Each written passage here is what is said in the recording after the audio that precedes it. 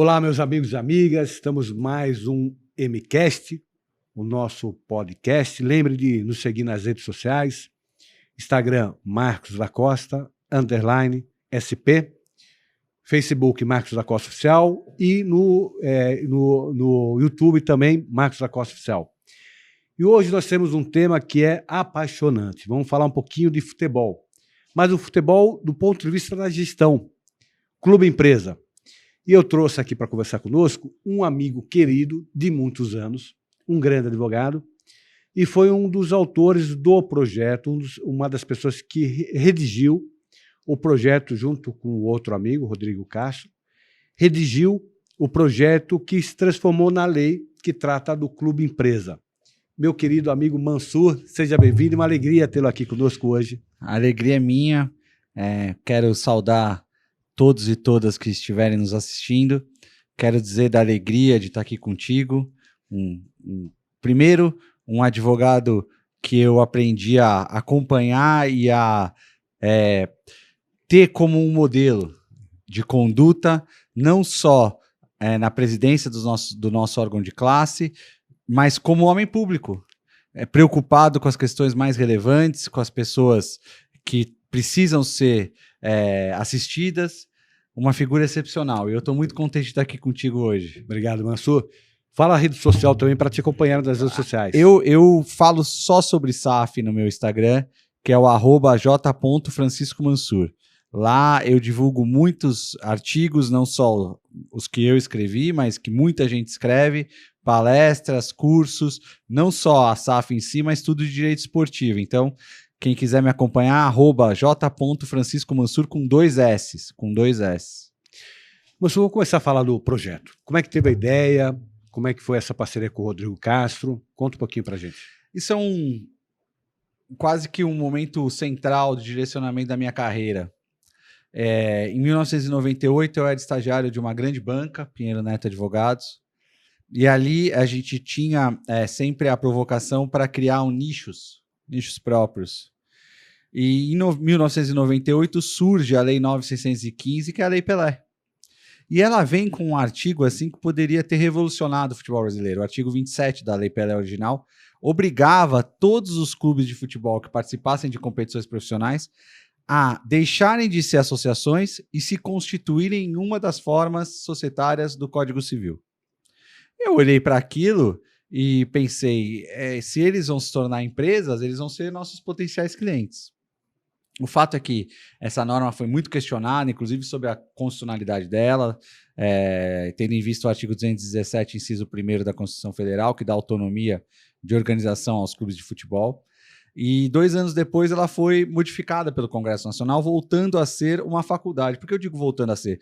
Porque a faculdade de se tornar empresa, os clubes sempre tiveram, em todas as constituições, a de 88, mas desde a sua fundação, lá nas primeiras décadas do século XX, quando os clubes primeiros, os que estão aí até hoje, aqui em São Paulo, o Corinthians, o Palmeiras, o Santos, mas também o Vasco, o Fluminense, eles se organizaram como associações porque eram grupos de amigos ou vizinhos que enfrentavam, desafiavam para partidas recreativas os amigos do bairro de cima.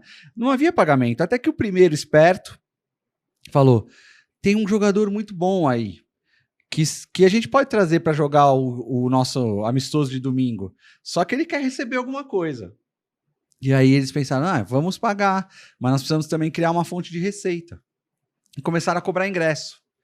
E daí até a década de 30, que foi a grande década de profissionalização, o futebol passou a ter, então, atletas remunerados, e para fazer frente a essa remuneração, clubes obtendo receitas, primeiro pela venda de ingressos, depois surge o fenômeno da televisão, e aí os clubes começaram a receber dinheiro da televisão, porque já atraíam multidões para que os jogos fossem transmitidos, até a gente chegar nas décadas de 70 e 80 com patrocínio, e hoje falando em fan token, falando em tecnologias as mais diversas, streaming, e até...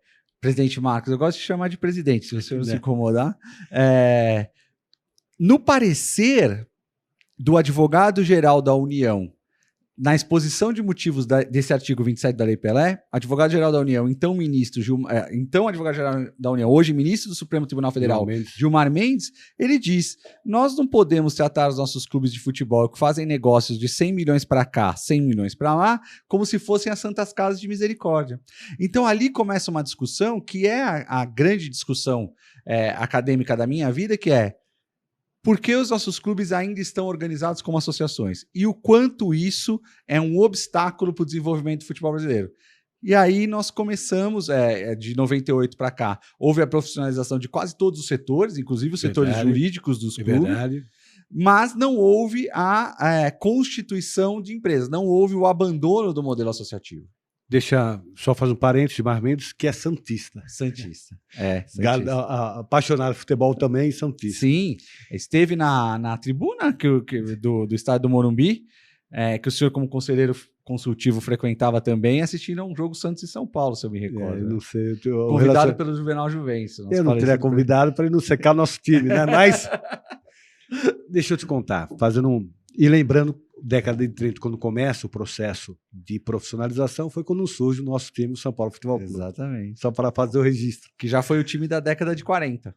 O grande vencedor da década de 40 já foi o nosso São Paulo, né? É verdade. E construiu de lá para cá uma história absolutamente vencedora. É verdade. Mas deixa eu te perguntar uma coisa. Quando começa a profissionalização na Europa? Eu digo em relação à organização dos times de futebol. Quando é que começa a Europa?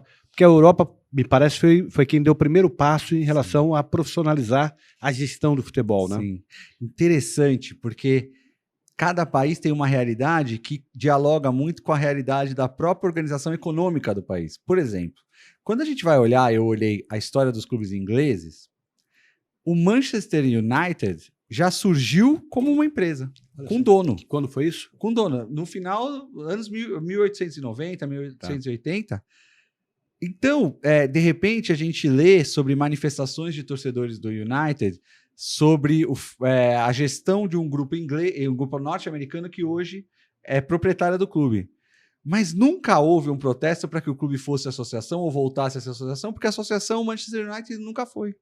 Tá claro. Os clubes italianos... Não é cultural na Inglaterra. Exatamente. A partir da década de 70, 80, começaram também a se organizar como empresas, com donos, como a relação que a gente conhece da Fiat com a Juventus de Turim. E do Milan com a família Berlusconi. Hoje o Milan já está 2 ou 3 controladores à frente da família Berlusconi. Inclusive uma proposta de venda para um grupo norte-americano. E aqui no Brasil, realmente, que a gente começa. E até antes da gente aqui no Brasil, porque houve muita resistência, o futebol chileno abriu capital em bolsa. Clubes do Chile hoje têm as ações oferecidas ao mercado em bolsa, o futebol colombiano. Nós estudamos tudo isso para pensar na redação do projeto. E eu vou te contar uma passagem interessante que tem a ver com o nosso clube. Eu conheci o Rodrigo Monteiro de Castro numa reunião política do São Paulo, do meu grupo do São Paulo, que eu não faço mais parte da política, então um grupo chamado Nova Força. Eu me deparei com o Rodrigo, conheci o... Também é muito São Paulino. Muito São Paulino, um grande advogado especializado em direito societário.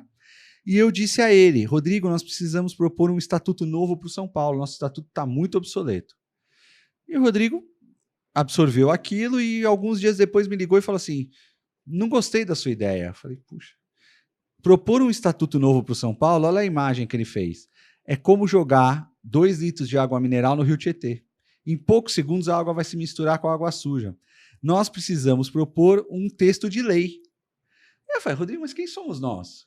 2 advogados jovens aqui de São Paulo, então jovens, né? Propor Não, eu conheço alguns parlamentares. Vamos nos debruçar sobre isso. E começamos a escrever, começamos a pensar, começamos a ter reuniões e surgiu o termo SAF. Nós precisamos criar um tipo societário específico. Explica para isso o que é SAF. Que é Sociedade Anônima do Futebol. Até tem uma passagem, quando nós fomos levar para o primeiro deputado, Otávio Leite, do Rio de Janeiro, PSDB do Rio de Janeiro, então, a gente falou Sociedade Anônima Futebolística, porque era SAF. E ele falou: não, futebolística é muito feio, façam Sociedade Anônima do Futebol. Eu falei: mas não tem esse do na sigla, não importa a sigla. E a gente falou: ele é político, ele conhece de dialogar com as pessoas. Sim. E ficou SAF.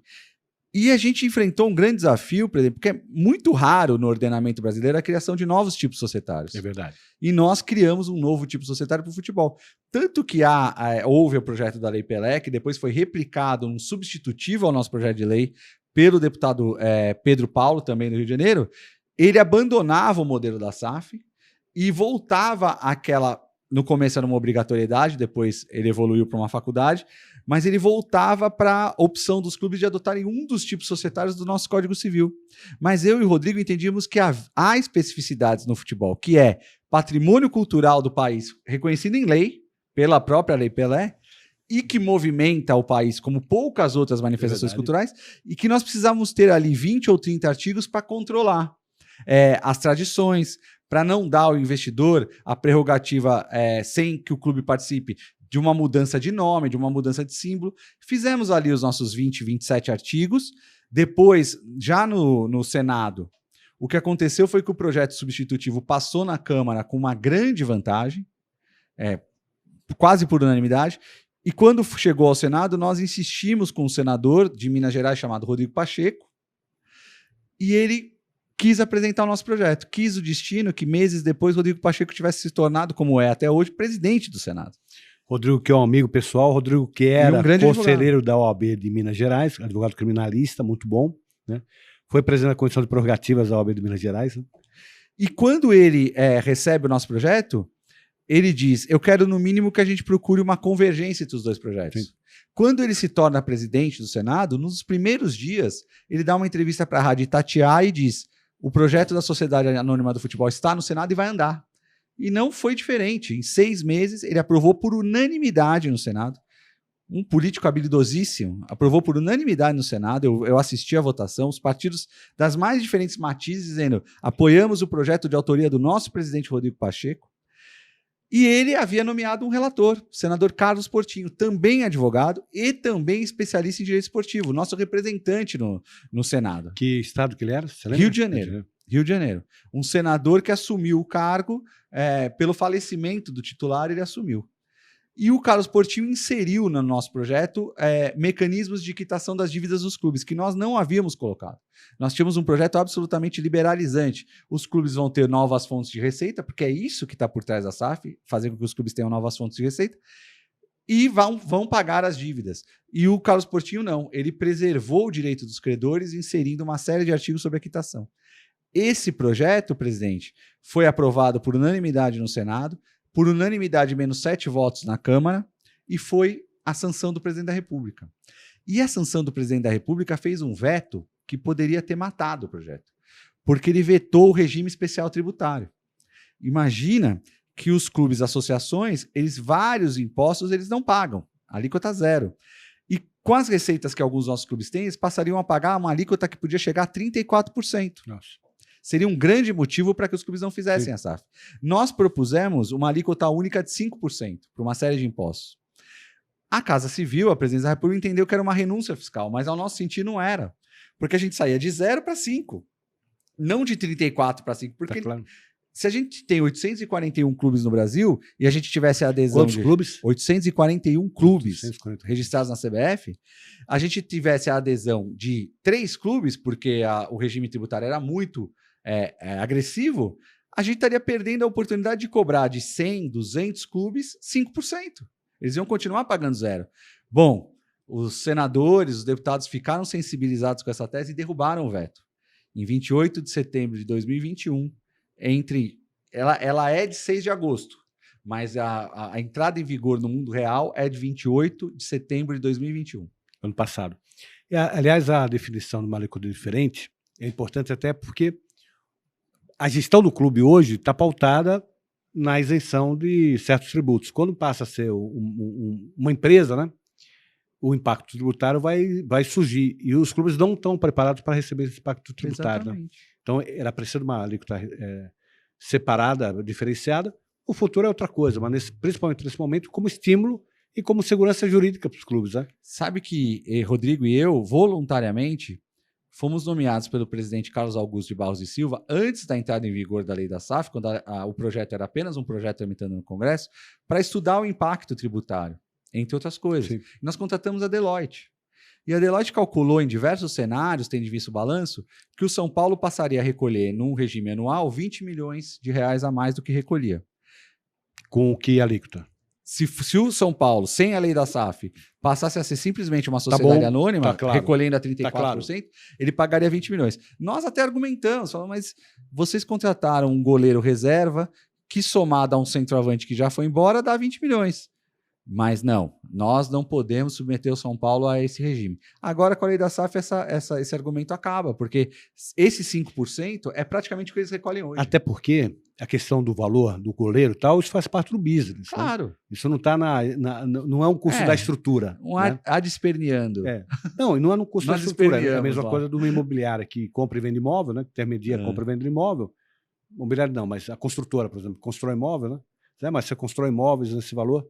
É o business, né? É o business. Você não faz parte da estrutura do negócio. E o imposto é uma despesa que sempre se procura evitar. Lógico. E naquele momento o São Paulo não fez, sob o argumento do regime tributário. Agora com a lei da SAF isso desaparece praticamente. E a SAF, na verdade, o que ela é? Ela é um instrumento de estímulo, ela não é obrigatória. O clube que quiser continuar sendo associação continua normalmente, para a obtenção de novas receitas. A começar da mais automática e imediata de se pensar. Um clube associativo não divide seu capital em ações. É isso que eu ia falar, a bolsa. Uma SAF tem o capital. Então, antes mesmo da bolsa, você pode, o Cruzeiro tendo constituído a SAF, ter vendido um pacote de 90% das ações por 400 milhões de reais. É uma receita nova. Fora o que nós estudamos na época, o quanto você consegue dinheiro mais barato no mercado financeiro quando você está organizado como sociedade anônima. Por quê? O grande segredo da lei da SAF é que ela tem poucos artigos e ela remete à lei das SA. E a nossa lei das SA, o senhor conhece muito melhor do que eu, ela é uma lei já recepcionada pela nossa jurisprudência, reconhecida no Brasil e no exterior como uma boa lei, segura, que garante o direito do acionista, garante uma série de normas de responsabilidade.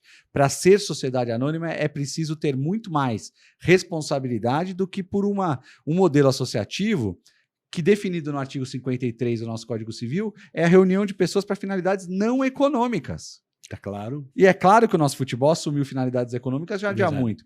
Mas ele é regulado do 53 ao 61 do Código Civil. Ou seja, muito pouca regulação, muito pouca responsabilização do gestor. Já a lei das SA é diferente. Então, quando você vai ao banco e pede um dinheiro emprestado como associação, ainda mais como clube de futebol, os bancos cobram muito caro para emprestar dinheiro para os nossos clubes. E a gente tem uma expectativa de que, organizados como SA, os bancos cobrem juros menores, porque o risco do banco vai ser menor. É verdade. Fala um pouquinho, qual que é a diferença da SAF, por exemplo, para uma SA comum, que não é... A diferença está nos artigos relacionados ao futebol. Nós temos obrigatoriedade de constituição na governança do Conselho Fiscal, obrigatoriedade de constituição de um conselho de administração. Está previsto na lei da SAF. A manutenção das tradições dos clubes.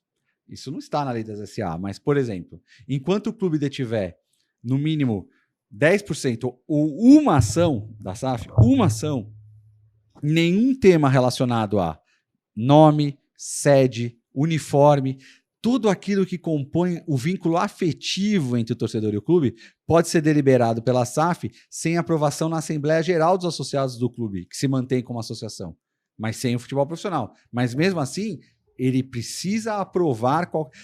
Uma pessoa perguntou para mim, eu estava num podcast como esse, e um torcedor do Santos falou, e se eu constituir a SAF, o dono do controle acionário, que deseja que o Santos vá jogar de verde no Mato Grosso do Sul, por razões econômicas? Eu disse a ele, é exatamente como se isso acontecesse hoje. Vocês, associados do Santos, têm que aprovar numa Assembleia Geral. Tanto que o Atlético Paranaense mudou seu símbolo numa aprovação de Assembleia Geral. E a SAF manteve exatamente esse poder para os associados do clube. Então, existem especificidades do futebol que a lei da SAF está prevendo para manter. E nós temos um componente social muito interessante. É a parte da lei que eu mais tenho carinho. Nós temos um convênio escola-SAF, previsto na lei. O clube, ao constituir a SAF, tem que obrigatoriamente firmar um convênio com a escola da região, ou com escolas da região, de troca de know-how. Então, o clube ele pode reformar ou construir campos esportivos, equipamentos de treinamento, ele pode especialmente enviar os seus técnicos e professores para formar os alunos da escola. E o que a gente tem em contrapartida? Só pode participar desse programa o aluno que tiver assiduidade. Tá claro. Então, a gente traz para o aluno um atrativo. Vá à escola que você vai treinar. Aqui, nós estamos na Barra Funda, você pode treinar numa escola credenciada pelo São Paulo ou pelo Palmeiras, que tem o seu centro de treinamento aqui. E você vai ser observado por esses treinadores. Então, o clube aumenta o seu rol de captação na escola. E cria uma responsabilidade social, para o aluno. Que é exatamente a contrapartida pelo regime tributário especial. Ou seja, vocês vão pagar só 5%, mas vocês vão devolver para a sociedade o quê? Nesse convênio com a escola. Para que a gente tenha, se a gente não for formar, como conselheiro do São Paulo, o senhor conhece a realidade, entram 400 jovens em Cotia, 3 ou 4 vão se transformar em jogadores de futebol. Mas nesse convênio escola-futebol, você formou, ou fez com que eles tivessem completado um cidadão. Porque ele, com esse atrativo de jogar futebol, ele foi à escola. Ele não abandonou a escola. Porque se ele abandonar, ele não treina mais. E uma vez treinando, ele pode ser observado por um técnico que vai estar lá e pode se transformar num jogador de futebol. Que é muito comum o abandono, até pela família, que acaba sonhando que aquele menino possa um dia progredir, ser a escada para a família inteira de ascensão social. A gente está tentando fazer um processo inverso, como acontece nos esportes americanos. Que o atleta de futebol seja obrigatoriamente um aluno da escola. Um cidadão que vai completar pelo menos o 2º grau. E vai estar apto, se quiser, fazer um vestibular e ter uma profissão ou um curso técnico. Mas que ele frequente a escola. Então, esse é um outro aspecto da lei da SAF que não existe na lei da SA, porque nem deveria existir, mas que me agrada muito. O terceiro elemento fundamental é o regime especial tributário, que eu já expliquei aqui, e o quarto é esse modo de quitação da dívida dos clubes. Quer dizer, a lei se preocupou em criar mecanismos, inclusive absorvendo a recuperação judicial e um regime centralizado de execução, para que os clubes paguem as suas dívidas anteriores mediante um repasse de 20% das receitas da SAF ao clube. Ou seja, a SAF vai contribuir para o clube pagar sua dívida. Então, vamos explicar. Está havendo uma cisão clube do futebol. Isso. É isso. Então, hoje você tem um clube, são os associados, eu sou associado lá do São Paulo, mistura seu patrimônio, a parte social, com o patrimônio estádio, com o patrimônio jogador, está tudo no mesmo bolo. É o que acontece. É separado, por exemplo, estádio. Isso. É separado o valor econômico do jogador. Não sei como é que chama hoje o valor econômico do jogador. Os vínculos contratuais do jogador é separado, e as remunerações referentes a ele. É separado isso. Separado. Provavelmente o custo de folha do técnico, folha do assistente e tal. Todas as despesas e receitas do futebol são sucedidas pela SAF. Tá, que é a pessoa jurídica da SAF e os direitos e obrigações relacionados ao futebol vão para a SAF. Quem serão os sócios ou associados da SAF? Como eu disse, quando o clube constitui a SAF, tá claro, no primeiro dia, ele é dono de 100% das ações da SAF. Portanto, os sócios... Os associados do clube são associados de uma associação que é detentora de 100% das ações da SAF. Então, vamos lá. Os associados do clube criam uma associação. Isso. Cria uma segunda personalidade jurídica. Não. Eles já são associados da associação. Do clube. Esta associação criou uma SAF para gerir o futebol, claro, uma sociedade anônima para gerir o futebol. Ela é dona no primeiro dia de 100% das ações da SAF. Pessoa jurídica, associação, não as pessoas físicas dos sócios. Pessoa jurídica, associação. Então, é o caso do Corinthians, Esporte Clube Corinthians Paulista. É um clube, é uma associação, está lá registrado, tem CNPJ. Isso. Ele querendo a SAF vai ser da pessoa jurídica Esporte Clube Corinthians Paulista. No D1. Do São Paulo Futebol Clube, do Palmeiras e tal. Ato contínuo, como aconteceu no Cruzeiro, o clube pode ou não, ele pode continuar dono de 100%, eu só quero me organizar como SAF, eu não quero ter nenhum tipo de investidor. Tá claro. Há clubes que já conversaram comigo, num plano muito informal, mas assim, aqui é o clube do povo, eu não vou ter essa figura do investidor, eu vou trabalhar essa SAF como sendo dona da associação, a associação sendo dona dela, e um dia eu vou abrir capital em bolsa, então quem vai comprar as ações são o meu torcedor. Tá claro. Vai ser o meu torcedor. Que é o que acontece no Chile. Que é o que acontece no Chile, mas o Chile também tem clubes com dono. Tá claro. O Cruzeiro, o Botafogo e o Vasco são os 3 clubes maiores que a gente está olhando os exemplos hoje, eles receberam essa figura do investidor. No caso do Cruzeiro, o Ronaldo Fenômeno representa um grupo que negociou com o Cruzeiro e disse: eu só aceito participar se eu puder comprar um pacote de 90% das ações. Vou deixar só 10% para o clube para vocês poderem exercer aquele direito sobre nome, marca, sede. Então, e vou ficar com 90% porque o clube chegou numa situação tal que eu preciso ter o controle para passar credibilidade para o investidor. O Vasco vendeu 70%, o Botafogo vendeu 90% das ações. Aí, então, existe o segundo momento da SAF. Como nós nos inspiramos no modelo do Bayern de Munique. Antes, vamos só para ficar claro. Os associados são sócios da pessoa jurídica que foi quem criou a SAF. Exatamente. Muito bem. Por isso que a SAF só é criada se os associados aprovarem a Assembleia Geral. Claro. A SAF vende cotas. O que é? Cotas? Ações? Ações. Pacote acionário. Pacote acionário que pode ser em bolsa ou não. Pode vender para o investidor. Quando ela vende, o clube, ele recebe esse dinheiro. Isso, o clube recebe. Mas a SAF é uma pessoa jurídica própria. Como é que fica? A receita que o clube recebeu pela venda das ações da SAF, esse dinheiro fica na pessoa jurídica do clube, que vai ser investido ou não para os sócios. Ou vai ser usado para pagar dívidas. Ou vai ser usado para pagar dívidas. Quando ele vende as ações, com maioria ou com as ações que representam maioria das ações ou não, vão ter novos sócios que não são sócios, não são acionistas.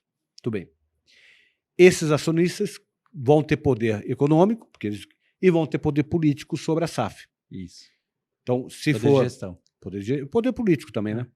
Dentro daquelas limitações. Eles não podem mudar aqueles elementos que fazem parte da tradição do clube, mas eles podem, por exemplo, mudar a sede para uma sede próxima tal. Né?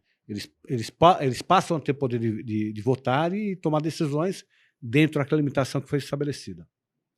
Se vender mais do que 90%, mais do que 50%, a pessoa jurídica clube deixa de ter maioria e as decisões de gestão são... Tá claro. Exatamente. Desculpa, é só para o pessoal... Não, é exatamente isso. Exatamente isso. As pessoas dizem, eu tenho receio da SAF porque o meu clube vai ter dono. Ok. Saiba que a decisão de vender as ações ou não é do clube. E a quantidade é do clube também. O Atlético Paranaense, que é um clube muito bem gerido, numa situação econômica muito estável, ficou público, constitui a SAF. Constituiu já. E envia um representante para o mundo árabe dizendo: está à venda um pacote de 40% das ações. Não queremos vender mais do que isso. Tá claro. Acredite no meu negócio. Porque aí é o mesmo modelo que, por exemplo, um investidor como George Soros faz nos Estados Unidos, ele fica olhando as oportunidades de investimento. Ele não quer o business, ele quer investimento. Eu não quero controlar a sua empresa. Às vezes ele investe numa empresa de desodorante que está lá no interior do Texas, que não tem uma boa rede de distribuição, mas que na visão dele, poxa, produz um desodorante que te protege por 72 horas, não polui, eu vou aportar para comprar 10%... Porque eu vou ter resultado financeiro em cima disso. E com esses 10% você, por favor, melhore sua rede de distribuição para que eu tenha um melhor resultado. E assim ele pulveriza. Então, se alguém quiser hoje vir ao Brasil e dizer, eu não quero um clube endividado, ele tem o Atlético Paranaense, que já constituiu a SAF. Ele tem o América Mineiro, que já constituiu a SAF, mas esses clubes hoje não estão dispostos a vender o controle. Pode investidor estrangeiro? Pode. Não é proibido o investidor estrangeiro. Tanto o investidor do Botafogo é um senhor chamado John Textor, que além de ser dono do Botafogo, ele é um bilionário norte-americano, que também tem um time no futebol americano, lá na NFL, e também é dono do Crystal Palace da Inglaterra. Pode o investidor ter a maioria na SAF de dois clubes diferentes? Não. Não pode o mesmo personagem, o mesmo agente, ter controle ou qualquer atribuição, mesmo no acordo de acionistas, que lhe dê poder de gestão, por exemplo. Poder de gestão em dois clubes diferentes. Isso a gente tem que fazer para preservar a lisura da competição. Nós não podemos um dia ligar a televisão no domingo à tarde e ouvir assim: aqui vamos nos enfrentar aqui no Campeonato Brasileiro 2 times do mesmo dono. Um está em primeiro, o outro está em 10º. Não haverá. Porque você, ao investir numa SAF e assumir qualquer posição de gestão em uma SAF, não pode ter outra SAF no Brasil. O senhor John Textor é investidor do Botafogo, controlador do Botafogo, e tem um clube na Inglaterra. O Ronaldo é investidor e controlador do Cruzeiro e tem um clube na Espanha. No Brasil, não pode. Nesse contexto, porque nós estamos falando de profissionalização do futebol, de gestão, né? E aí você tem um lado que é a competição, né? E a profissionalização da competição. É a liga. Não tá isso, mas não está amarrado no projeto. Não. O projeto não trata disso. O projeto Não. trata só do... Só não. Trata Importantíssimo. Da SAF. da célula. Que é a SAF. Para que, a partir de uma mudança... Porque o que acontece hoje? Os clubes são administrados por gestores, e não há nenhum demérito nisso. Eles construíram a grandeza do futebol brasileiro, pentacampeão do mundo. Todas as glórias que o nosso time tem, que os outros times têm também, foram construídas por gestores voluntários, abnegados, eleitos em processos políticos, eminentemente políticos. Um presidente do São Paulo, por exemplo, ele é eleito por 260 conselheiros, que por sua vez foram eleitos hoje há no São Paulo, por volta de 11 mil sócios com direito a voto. A última Assembleia Geral para a eleição de conselheiros compareceram 3 mil sócios. Esses 3 mil e poucos sócios elegeram um grupo de conselheiros que elegeu um presidente. O processo político, ele tem, na sua natureza, a distribuição de cargos não necessariamente por critérios técnicos. É verdade. É do processo político que o grupo político que elegeu 21 conselheiros chegue no presidente do clube e fala: eu posso te apoiar com esses 21, desde que um de nós seja o diretor de futebol. E outro grupo pode dizer: eu quero o diretor financeiro. São processos políticos e, como tal, muito instáveis. Por isso que eu disse do mercado financeiro. Eu te conto um caso de um grande clube brasileiro que hoje é muito bem gerido financeiramente e com muitas conquistas no campo, que não é de São Paulo, que foi buscar dinheiro num banco chamado Brasil Plural. O nome do banco eu posso falar. E recebeu lá: não, eu te empresto a 17,5 do CDI. E falou: nossa, mas nas minhas empresas o dinheiro é muito mais barato. Olha aqui como nós estamos administrando bem o nosso clube financeiramente. Faz 4 anos que nós não ampliamos a dívida, diminuímos a dívida. Falou: mas daqui 2 anos vai haver uma eleição. E eu não posso me responsabilizar pelo sujeito, ou pela senhora, ou pelo senhor que vai te substituir. E ele vai ter que fazer composições políticas para governar, não necessariamente critérios técnicos. Quando você isola o processo político, mantendo o clube importante, mas... e a lei da SAF diz: o dirigente do clube não pode ser dirigente da SAF. Você está transmitindo para o mercado que aquela parte do clube, não a piscina, não a recreação das pessoas, não o baile, não o futebol que os sócios jogam recreativamente, mas que o futebol profissional vai ser gerido de acordo com os ditames da lei das SAs. Ou seja, por critérios de meritocracia. E a partir daí você transmite uma imagem para o mercado de solidez. É o que a gente pretende com a lei da SAF. O futuro vai dizer se nós vamos obter o nosso intento, mas a gente quer... E o que a gente percebeu, presidente, é que há uma demanda represada, porque a lei é muito recente, ela é de setembro de 21, e nós já temos... Quatro clubes hoje? 5? Não, muito mais. Já com SAF? Não há um dia... Com SAF já? Que eu peço para ver, eu pesquiso, eu vou atrás, que não haja num jornal local a notícia de que um clube de determinado estado constituiu a SAF. Nossa, já não há um dia. Já, nós estamos sabendo do Vasco, do Botafogo, do Cruzeiro, que são marcas nacionais... Sim. E internacionais, e que repercutem demais. Mas é no interior do Pernambuco, é no interior da Paraíba, é muito no sul do Brasil, muitas SAFs no interior aqui de São Paulo. E na capital, a gente tem conversas avançadas envolvendo o Juventus e a Portuguesa. Eu pegar os 2 exemplos são ótimos, né? Pegar a Portuguesa agora, que voltou a subir no Campeonato Paulista e tal. Ela, ao voltar para o Campeonato Paulista, primeira divisão, ela ganha valor na marca dela. Sem dúvida. Então, o momento também para ela constituir uma SAF, principalmente se ela tiver a intenção amanhã de fazer a negociar. E o presidente já disse que tem intenção e já aprovou no Conselho Deliberativo a Constituição da SAF. É o momento. Agora ele precisa aprovar na Assembleia Geral.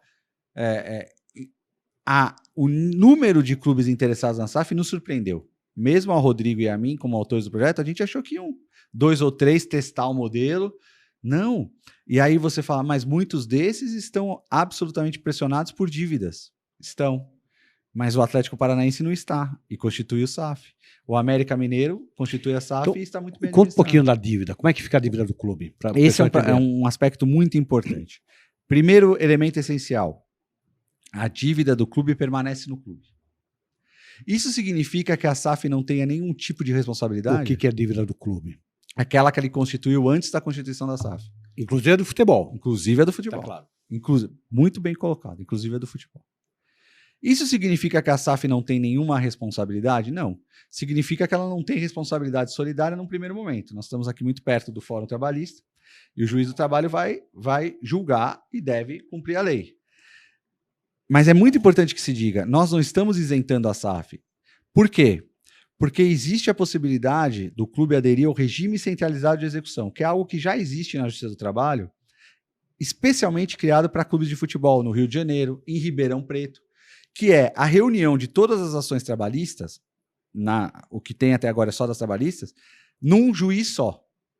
E esse juiz vai determinar ao devedor que apresente um plano de pagamento, priorizando algumas classes de credores. A SAF estendeu isso para... Como se fosse uma recuperação de empresa. Como se fosse.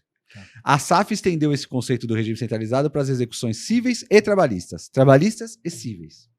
Então, o clube tem lá 600 milhões de reais em passivo já verificado em ações já ajuizadas. As trabalhistas vão se reunir diante de um juiz do trabalho, de acordo com o regimento que vai ser publicado pelo tribunal. Mas eles viram um juiz universal? Todas as dívidas vão para esse juiz? Todas as dívidas em execução. Todas vão para esse juiz? Sim. Trabalhistas e cíveis. Aí o clube tem a possibilidade de apresentar um plano de pagamento e neste plano de pagamento ele tem 6 anos para pagar pelo menos 60% da dívida. Uma vez cumprido esse objetivo de pagar 60% da dívida em 6 anos, esse prazo se estende para mais 4. Para os então 40%. ele pode em 10 anos pagar.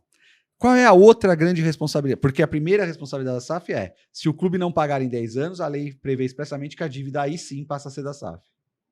Aí sim passa a ser da SAF, subsidiariamente.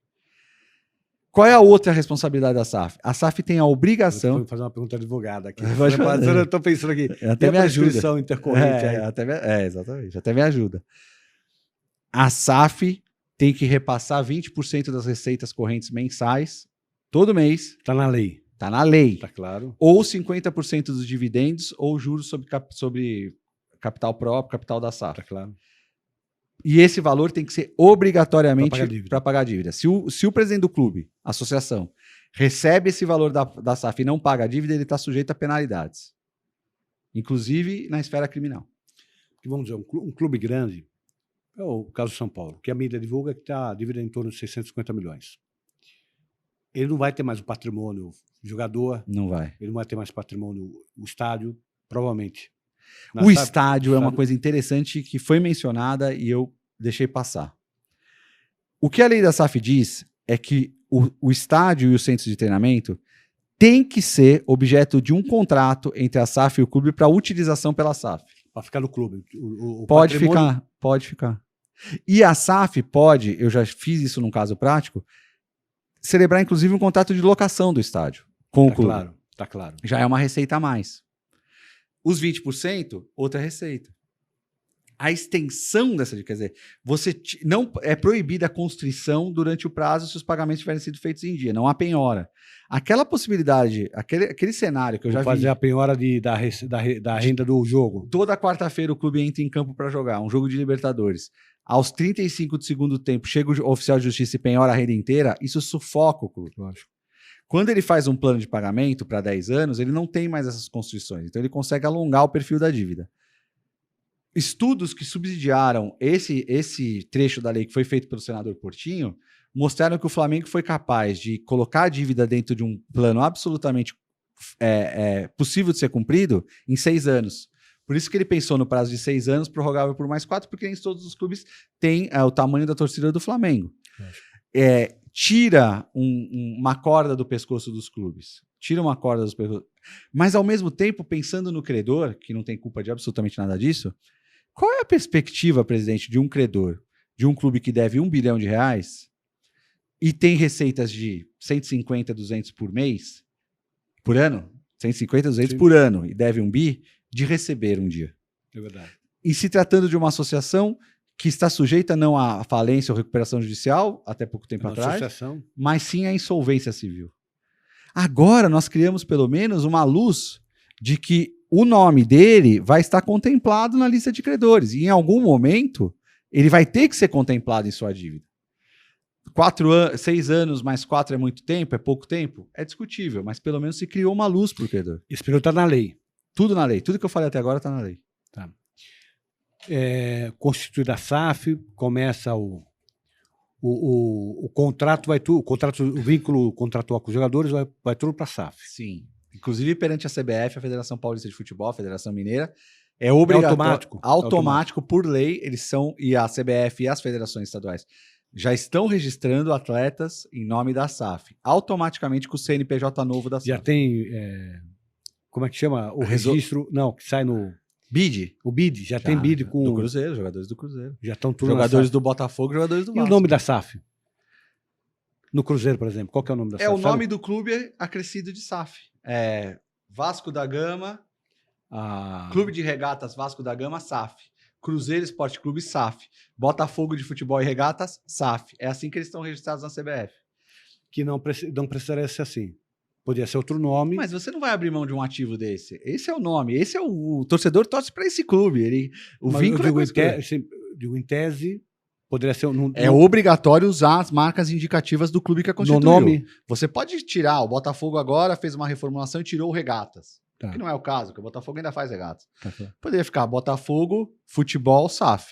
Tá. Poderia. Mas tem que ter a indicação do Botafogo, que é o vínculo com o clube. A não ser que a Assembleia Geral dos Sócios mude, porque aí a gente está mexendo com o nome. E aí nós precisamos da aprovação da Assembleia Geral. Uma Assembleia Geral de Associados hoje pode mudar o nome. Mas a associação estaria ali. Os associados estariam mudando o nome do clube. Do clube e, consequentemente, da SAF também. Mas enquanto aquele for o nome do clube, aquele é o nome do clube, da SAF, acrescido só da sigla SAF, no final. Nome do estádio não tem nada a ver com isso, porque o estádio vai ser o patrimônio do clube.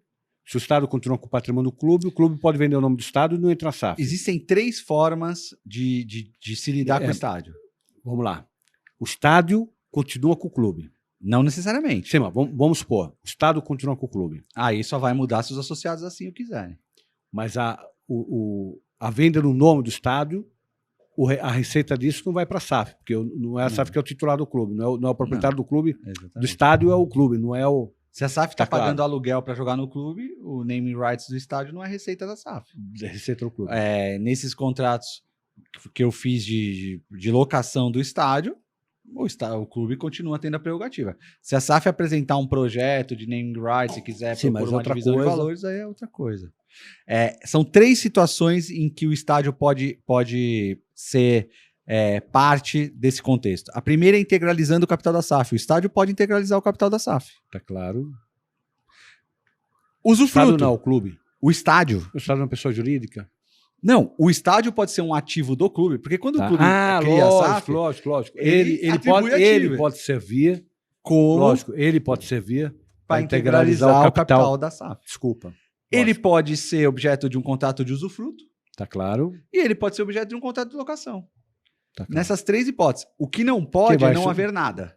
Tá claro. Porque é muito importante isso. Nós olhamos exemplos do mundo inteiro. E nós vimos muitos problemas em Portugal. A não ser que o clube não tenha estádio, por óbvio. Claro. Se o clube tiver estádio, necessariamente ele vai ter a vinculação com a SAF. Exatamente. Tá claro.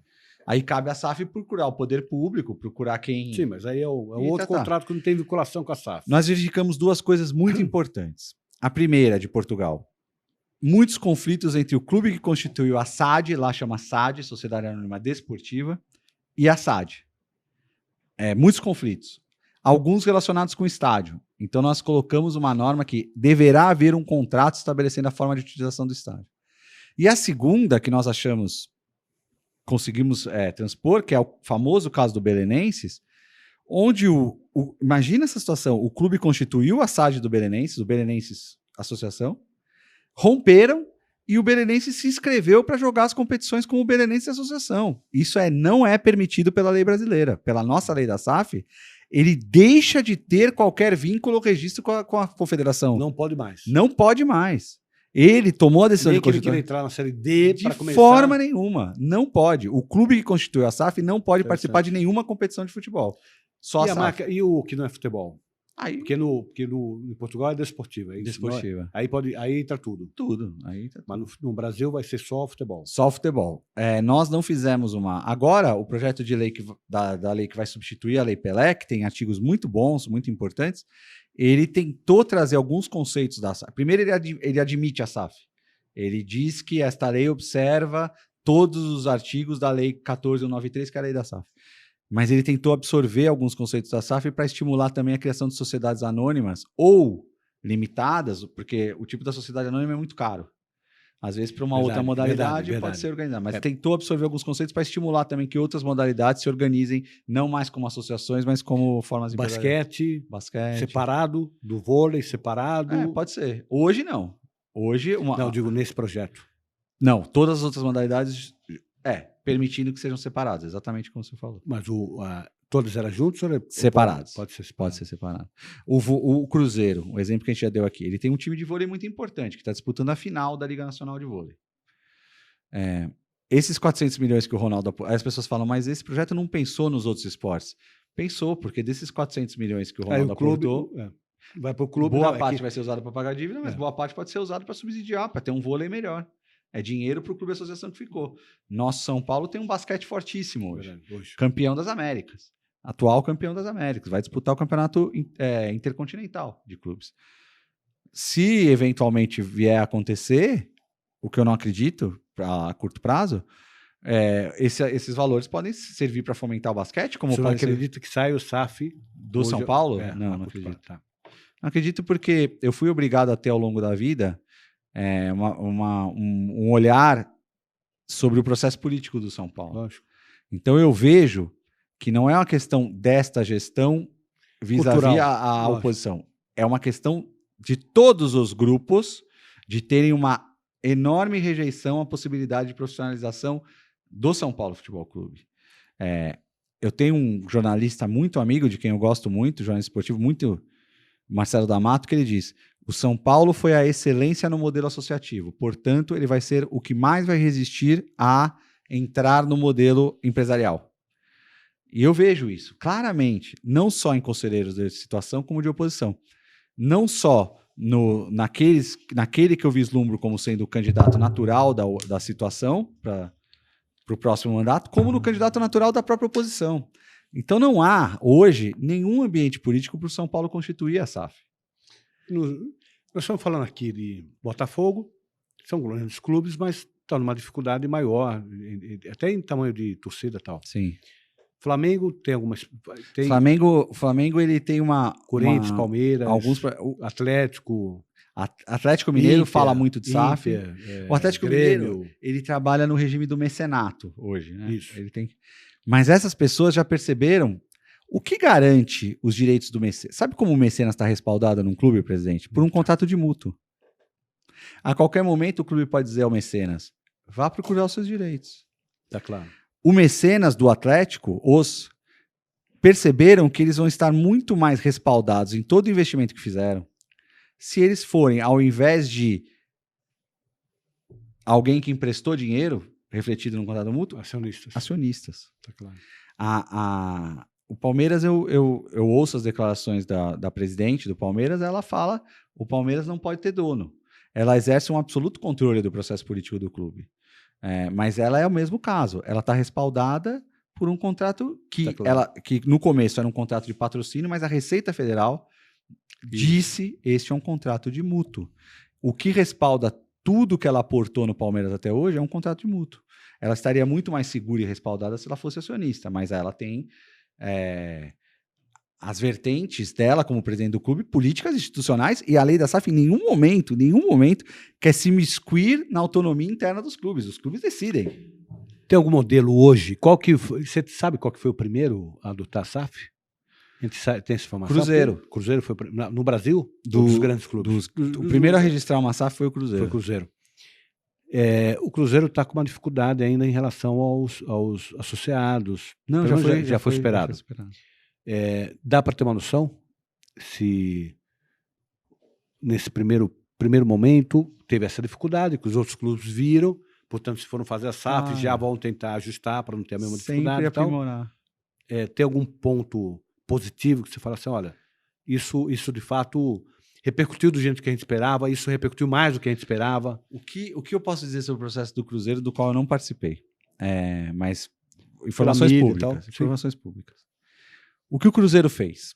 O Cruzeiro, primeiro, é preciso que seja dito, que o presidente Sérgio, também advogado, sócio de uma grande banca, foi um dos grandes articuladores da aprovação da SAF, especialmente na Câmara.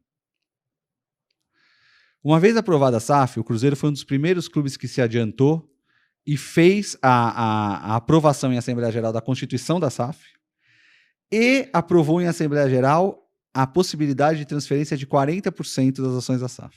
Tá claro. Quando começam as negociações com o grupo representado pelo Ronaldo, ele diz, eu quero ser controlador. O que o Cruzeiro faz? Então, qual é o valor qual é o pacote de ações que te atrai? 90%.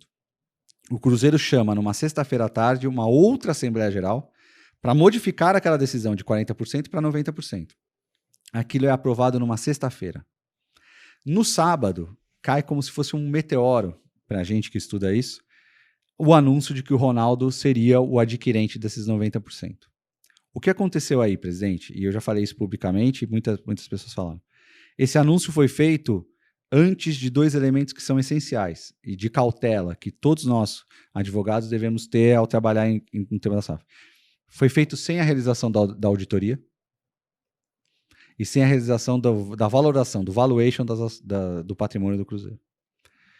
Quando começa a auditoria, eles se deparam com uma dívida fiscal para a qual havia sido dado como garantia a Toca da Raposa 1, onde a Seleção Brasileira treinou muitas vezes, e a Toca da Raposa 2, 2 centros de treinamento do Cruzeiro. No âmbito daquilo que a gente conversou antes, de que o patrimônio imobiliário do clube voltado ao futebol precisa ser objeto. E aquilo não tinha integralizado o capital da SAF. E os assessores, a XP, que é uma grande consultoria, o que até nos deixou. A gente teve algumas fortunas nesse processo, algumas sortes. A primeira, o senador Rodrigo Pacheco ter se tornado presidente do Senado. A segunda, o Congresso Nacional ter tido um ambiente político para derrubar os vetos. A terceira, que o primeiro investidor foi o Ronaldo, uma figura mundial, um jogador de futebol. Então não foi aquela figura de virão aqui os árabes e os chineses e comprarão nosso clube. Não, o primeiro que comprou foi o Ronaldo. Quando surge esse problema, o que os consultores do Ronaldo aconselharam a ele? Reformule o contrato para que os dois CTs passem a integralizar o capital da SAF. Assim você poderá ter controle sobre a garantia que foi dada da dívida fiscal. Não sou capaz e eticamente não posso entrar no mérito se isso foi um bom conselho ou não. Começa o desgaste. Aí que houve um desgaste com os associados. Mas os associados vão lá e aprovam por ampla maioria que para que o contrato prevalecesse, quer dizer, que naquele momento era só um memorando de entendimento. Cabeça de advogado, esses ativos não estavam dando, foram dados de garantia de uma dívida fiscal? Exatamente. Então eu não quero entrar nesse mérito. Mas o fato é que isso que foi aprovado lá na Assembleia Geral dos associados do Cruzeiro. E o contrato segue, o Ronaldo hoje assinou o contrato definitivo e é o gestor do Cruzeiro. Inclusive, antes de assinar o contrato definitivo, já sob o controle do Ronaldo, houve mudança de treinador, houve contratações que foram desfeitas, de atletas que já haviam sido contratados. Já com a SAF feita. Já com a SAF feita, mas a venda das ações era apenas um memorando de entendimento, ainda antes da assinatura do contrato definitivo. Ele fez por intermédio do clube. Vejo o caso do Cruzeiro com muita expectativa positiva, porque o Cruzeiro não podia estar na situação que estava. Uma dívida de quase 1 bilhão, 3 anos na segunda divisão. Vejo com muita expectativa o Botafogo. O Botafogo foi o clube que mais investiu em atletas para o Campeonato Brasileiro. Eram clubes, presidente, que eu costumava dizer, inclua infelizmente a Portuguesa, que está sendo resgatada pelo presidente Castanheira. Por isso, não é por acaso que a Portuguesa está voltando, ele está fazendo um grande trabalho de resgate da Portuguesa, independente de SAF ou não SAF. Eram mortos-vivos. Eram clubes que arrastavam uma tralha de dívidas e de problemas que praticamente não existiam na prática. Só não deixaram de existir porque as associações, primeiro, elas têm um passivo emocional. E segundo, as associações não são sujeitas à falência. não são sujeitas à falência. Agora, quando a lei da SAF estava para ser aprovada, que a jurisprudência, primeiro lá em Santa Catarina e depois no Rio de Janeiro, começou a aprovar a possibilidade de recuperação judicial de clubes de futebol, porque já havia, pouco antes, aprovado a possibilidade de recuperação judicial de faculdades, de universidades. Mas nós trouxemos para. Então, além do regime centralizado de execução, ainda tem a possibilidade do pedido de recuperação judicial.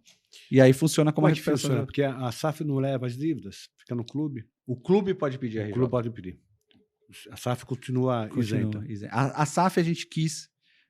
O tempo vai dizer se fizemos certo. Eu não tenho pretensão de. Não, mas você está criando um instituto novo. Você está criando um instituto, vai ter que ser aprendido. Nós ousamos tentar propor uma mudança estrutural no futebol brasileiro. Nós não conseguiram, porque tem um monte de clubes já. Nós não nos arvoramos, donos da verdade. Mas o que o futuro vai dizer é que nós criamos um modelo onde a SAF nasce limpa. A gente já está começando o processamento. Eu ainda penso na questão estrutural do futebol. Porque você falou, a SAF é a célula. É a célula máxima. Só que ela trabalha num campeonato que é dirigido pelas federações, confederações e tal. A SAF não vem com essa tradição ou com essas amarras políticas que os dirigentes dos clubes têm. Exatamente. De financiamento de federação para clube, de aporte de capital. Nós sabemos que isso vai gerando amarras políticas também, né? A SAF não vem com isso. Exatamente. Então, a SAF vai ser um vetor importante, não só para a mudança do clube, da estrutura do clube, que já é importante, mas eu não tenho dúvida nenhuma, Mansur, que muito em breve vai ser um vetor de mudança da realidade da estrutura do futebol. Porque vai ser o choque cultural vai ser inevitável. O senhor, como sempre, vai ser inevitável. Com um olhar preciso no futuro. Aliás, essa é a sua marca. Todas as vezes que eu tive contigo, eu sempre te vi como alguém que tem um olhar voltado para frente. O senhor já está pensando adiante. Você e o Rodrigo não, tiveram nós fizemos a SAF, mas o senhor já está vendo o que vai acontecer na organização estrutural do futebol brasileiro. Vai ter choque de cultura. Dois presidentes de quem eu gosto... não é pessoal, é cultural. Estavam numa reunião da formação da Liga Brasileira de Clubes e tiveram uma discussão. E a partir disso, a Liga ficou 4 ou 5 meses sem ter reunião. É verdade. Isso só é possível no modelo associativo. É verdade. Porque se há um interesse econômico e 2 CEOs discutem numa reunião, ao voltar ao conselho de administração, ao voltar ao acionista, o acionista fala, ou o senhor faz as pazes com ele, ou nós vamos trocar o interlocutor, porque o negócio é interessante. Assim. Agora, a personificação do dirigente como eu sou o clube, inclusive eles falam assim, né? Eu paguei, eu vendi, eu fui campeão, faz com que uma discussão entre 2 dirigentes no modelo associativo... porque a paixão do futebol. Porque o foco do dirigente é ganhar a próxima eleição. É verdade. Ou se reeleger ou eleger o sucessor.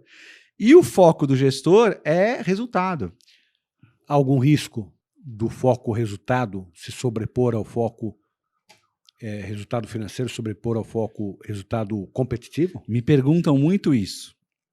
E eu digo, você quando assiste um jogo do Manchester City hoje, acha que está assistindo o jogo de um clube que está com muito foco no resultado e não tem foco esportivo? Aquela maravilha, ontem, no dia que nós estamos gravando hoje, tivemos o jogo Manchester City e Real Madrid. Um espetáculo maravilhoso. Só tinha um clube empresa ali. Dos 30 maiores clubes, maiores receitas do futebol mundial, 27 são empresas. Só existem 3 associações. O Real Madrid, o Barcelona, que sempre foi sustentado pela Catalunha, o Real Madrid, que teve muito apoio do poder público, e o Flamengo. Nosso Flamengo aqui. Eu acho que é muito natural que a pessoa perceba, eu só vou ter o resultado econômico que eu espero se eu priorizar o resultado esportivo. Porque aí vai fortalecer a marca, vai fortalecer os torcedores, o número de torcedores. Se eu tiver um time capaz de realizar um espetáculo como o espetáculo que é hoje, cada vez que o Manchester City entra em campo, cada vez que o Liverpool entra em campo, cada vez que o Paris Saint-Germain a marca vai se tornar cada vez mais forte. E existe um componente institucional presente. O aporte que o Fundo Soberano do Qatar faz no Paris Saint-Germain para trazer todos aqueles jogadores, e aí o esporte tem as suas variantes, quer dizer, pode dar certo, pode não dar, mas é maravilhoso. Quando foi contratado era maravilhoso. Ele é um aporte que não visa necessariamente trazer resultados para o Fundo Soberano do Qatar. visa levar o nome do Catar para o mundo. Então, existem motivações institucionais. Eu tenho certeza não digo, mas eu acredito muito que o senhor John Textor, ele quis entrar no Brasil pelo Botafogo, mas ele tem muitos planos no Brasil. Que foi um pouco atrás, era outro modelo, estava Parmalat com o Palmeiras. Exatamente. Só que agora de uma forma muito mais segura. Passou rápido. Adorando, e tem muita coisa para falar, inclusive em relação à competição, porque nós estamos falando de investidores de calibres diferentes, né? Nós vamos ter isso pode gerar gap também, do ponto de vista esportivo. A gente vai falar muito mais numa outra oportunidade. Que delícia falar com você, que alegria revê-lo, viu? E agradecer aqueles que nos acompanharam até agora. Fala outra vez a sua rede social, para o pessoal saber onde tem material. Quero agradecer o encontro com o meu querido Dr. Marcos da Costa, um homem visionário, uma figura porque eu tenho enorme admiração. Minha rede social, onde eu procuro transmitir muita coisa sobre SAF, é @j.franciscomansur com 2 S, é o Instagram. A partir do Instagram tem o LinkedIn, tem o meu e-mail, tem várias formas de me encontrar. Quero te agradecer muito e te desejar todo sucesso em todas as empreitadas em que você estiver. Eu vou estar sempre do seu lado. O Mansur, além de muito generoso, muito amigo, eu tenho uma outra ligação com ele, que é o pai dele. Nós fomos conselheiros juntos na OAB, e peço que transmita um forte abraço ao seu pai nesse momento, viu? Fica aquele que está nas nossas orações sempre, viu? Muito obrigado. Ele também tem um carinho recíproco. Eu sei disso. Nossa rede social, Marcos da Costa, _SP para o Instagram, Marcos da Costa Oficial para o Facebook e para o YouTube. Um abraço a todos, até o próximo MCast. Muito obrigado, um abraço.